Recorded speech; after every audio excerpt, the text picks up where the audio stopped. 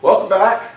We are still in Case 7, Advanced Finance, Case 7, Too Hot to Handle.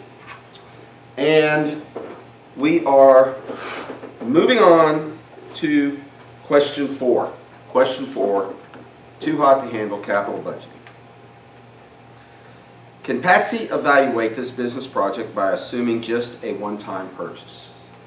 And the answer is no. She cannot, because, it says why or why not, because this is a mutually exclusive situation where in the space that Patsy has, she can either put the dome or the bed, but she cannot put in both. And the dome has a useful life of 8 years and the bed has a useful life of 5 years.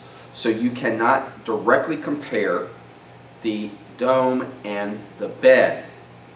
So there are two other evaluation methods that can be used for projects that have different useful lives. Mutually exclusive projects, you can either do one or the other but not both, and that have different useful lives.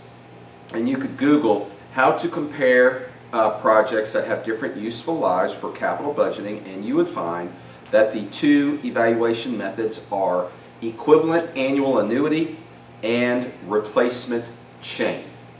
So let's start with the equivalent annual annuity. All right, so the equivalent annual annuity, the formula is the rate times the net present value divided by 1 minus 1 plus r to the negative n. So I call the denominator the equivalent annual annuity factor. So let's find that equivalent annual annuity factor. So first we'll take 1 plus r, which is the discount rate, and we'll raise it to the minus 8. So here we take 1 plus 0.11 raised to the minus 8, and that's what this is. This equals 1.11 raised to the minus 8. Then we're going to subtract that factor from 1. So we take 1 minus this factor and we get our equivalent annual annuity factor. Okay? So once we have that factor, we've got the denominator. Let's go down here and we'll take the find the net present value, and that's from the previous page. Net present value, best, worst, best, likely, and worst. So we have the net present value here for the dome and for the bed. So going back over here, this is the net present value for the dome and for the bed. Alright, so now what we're going to do, I think this is dome and dome, and this is bed and bed. Alright, so now what we're going to do, so this is the net present value for the bed, and this is the net present value for the dome. Alright, now we're going to find the equivalent annual annuity, and the equivalent annual annuity is equal to the rate 0.11 times the net present value divided by the equivalent annual annuity factor. So if you look at this formula here, 0.11, go up to the formula bar up here, 0.11, which is the rate, times B17, B17 is the net present value, divided by C10, and C10 is the dome equivalent annual annuity factor, and you get 17,595. Under the likely case, the only thing that changes, the same formula, you take the net present value of the dome under the likely case, multiply it times the rate of 0.11, and you divide it by your same annuity factor. And under the worst case, you take the net present value of the dome under the worst case, which is 42,405, times the rate, discount rate of 0.11, and divide by the same EAA factor here, and you get 8240. Now we're going to do this same thing for the bed. Let's find the EAA factor for the bed.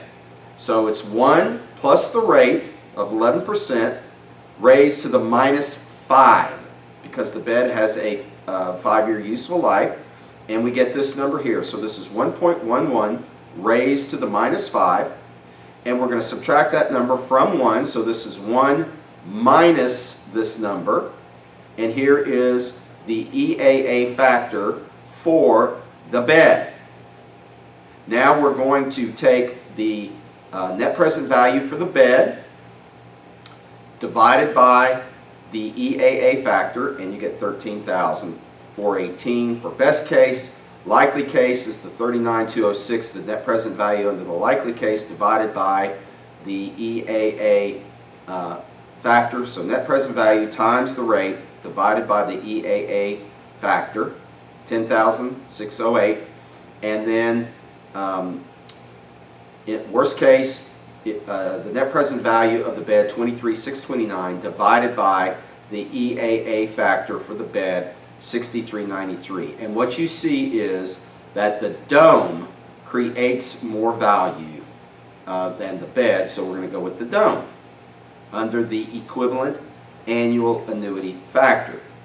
Now let's do the other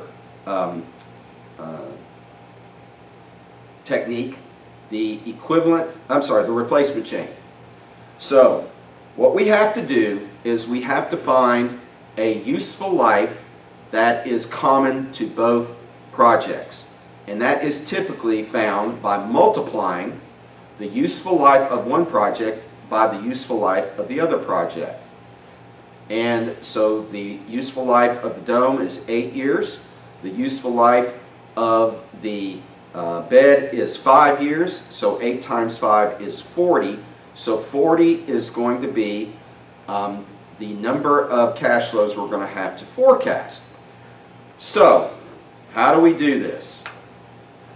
Well, we're going to go back to the net present value calculations that we did initially for the dome, and here are best, likely, and worst case calculations for the 8 years. Okay?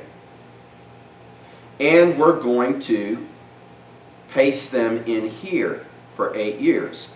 So here are the same numbers for the dome. Now, we're going to go ahead and put the 8 years up here. So this is 0. This happens at time 0. 1, 2, 3, 4, 5, 6, 7, 8. Now it gets a little tricky here. At the end of the 8th year, we're going to generate these cash flows, but we're going to have to replace the bed. I'm sorry, the dome. So it's going to cost us $8,300. When does that happen? At the end of the 8th year. Okay? So we're going to paste these numbers back in. Again, same numbers as before. All right? But 8 has to be repeated because this happens in year 8, which means instead of this being year 1, this is year 9. So it's 8, 8, 9, 10, 11. So we have to have 8 years of cash flow. 1, 2, 3, 4, 5, 6, 7, and 8. And then it goes to $8,300 again. Okay? So in year 16, we've got the cash inflow, but we also have the cash outflow. And so we repeat that. And we're going to do it 5 times. Okay? So we have 8, 8, 16, 16, 24, 24, 32, 32, and that's it. And then up to 40. So that should be 5 times that we've done that. Okay? So if we counted them up, that would be 1 and back to, and that would be 2, and this would be 3, and then this would be 4, and then this would be 5 times. All right, so we get the cash flows out there, repeated 5 in groups, in a group of 5 times, 8 years. Now let's find the present value. Okay, so the present value is going to be, so this number divided by 1.11 raised to this number. Okay, this number is going to be this number divided by 1.11 raised to this number. Okay, once we get that down, we can scroll across and we can find the present value of each of these numbers, which is what we have here. Present values of each of these numbers. Remember that even though the dollar amounts for each 8-year period are the same, they are coming later and later and later into the future. So we cannot just take the net present value and multiply it times 5. That won't work because these numbers are coming way into the future. So notice that these numbers get smaller and smaller and smaller. All right, now that we have the present value, we'll do the net present value. And the net present value is the sum of the entire row of cash flows. Okay? And so that's what our number here is. It is the sum of B8 through AT8. All of these numbers added up. These are the present values of these numbers. So we have the net present value or the replacement chain value for the dome. This is for the dome. 157, 497, 124, 002, and 81, 140. Best, likely, and worst. Okay? Now we have to do it for the bed, so that we can compare our replacement chain NPV for the dome with the replacement chain NPV for the bed. So we got to start our grouping over again. 0, 1, 2, 3, 4, 5, and then 5 again. Okay? So we're going to have 8 groups of 5. So there we go. These are the same numbers from the previous page, the original numbers, and we're going to have to paste them in. Okay? Same numbers. So we have 1, 2, 3, 4, 5, 1, 2, 3, 4, 5, and we do that 8 times. So every 5th year, we'll get our cash inflows, and we'll have to spend $3,000 to replace the bed. And here we go with our cash flows again. Okay? So we have 5, 5, 6, 7, 8, 9, 10, 10, 11, 12, 13, 14, and 15, 15, 16, 17, 18, 19, and 20, 20 again, 21, 22, 23, 24, 25, 25 again, and 26, 27, 28, 29, 30, and 30 again, 31, 32, 33, 34, 35, 35 again, and 36, 37, 38, 39, and 40. And the reason why this number 40 doesn't match up with this number 40 here is because we have 3 years more. We repeat this project 8 times. We repeat this project 5 times. So we get 3 more columns out here. Okay? So you can't use these numbers for this project because you've got 8 groups of 5. Here you have 5 groups of 8. All right. Go through, find the present value of each cash flow. So the present value is this number divided by 1.11 raised to this number. And this number is this number divided by 1.11 raised to this number. And once you get that down, then you can paste it across. And notice here I did it a little bit different. I used an interesting anchor technique. Instead of the dollar, which anchors it to this, I only used $1 sign, which anchors it to this row, but not this cell. So this number, D17, E17, it moves across. All right, once we find the present value of all of these numbers, okay, we find our NPV, our replacement chain NPV, and that is the sum of all of this row, row 23. And we get 120,106, which tells us that when we get to a common year, common useful life of 40, we create more net present value with with the dome than we do the bed. Same thing under worst likely case, same thing under worst case. So question 5 is, if you decide to use the replacement chain method, how do the calculation decisions change? They don't. In all cases, we are going to use the dome. We are better off using the dome in all cases than the bed. Okay? So I know that I actually had, there are 2 more questions here. Question 7 is a repeat. We don't need it. We're going to use the dome. But question 6 is kind of interesting, and so let's take a quick look at question 6. And so what are some of the externalities, side effects, and other relevant issues that could affect the decision?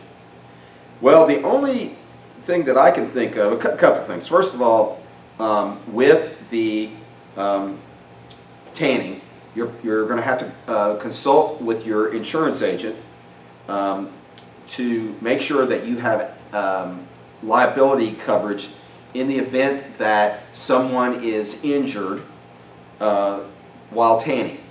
Because if they're injured, even if the unit is good and you gave them the right instructions, if they're injured, they're going to sue you. So you're going to have to check to make sure that you have the right insurance. You're going to have to check with the regulators to make sure it's okay, that you meet any requirements for licensing to provide the tanning. Let's see what else. The big externality or side effect here is you're going to be using a space, okay? And you know, you're using a little more space for the dome than you are for the tanning bed, but I wouldn't think that's really much of a factor. The question then becomes, could you put another stylist in there, in that space, and keep that stylist working, okay? So instead of getting tanning beds, turn that space into another chair for another stylist. So would you make more money by employing another stylist or by having the bed? The other side effect is, will people come in to your place of business just to tan, and then decide that they're going to use your one of your stylists to also have her hair done or his hair done? And so it could be an offensive tool to increase your business, or it could be a defensive tool. What would happen if you didn't put the bed or the dome in and other salons did? Would you lose? And you'd have to project if you would lose business. That would be a side effect. So there are externalities and side effects that you would have to incorporate, factor into your analysis. Positive side effects, could you bring in more business? Negative side effects, would it cost you more insurance?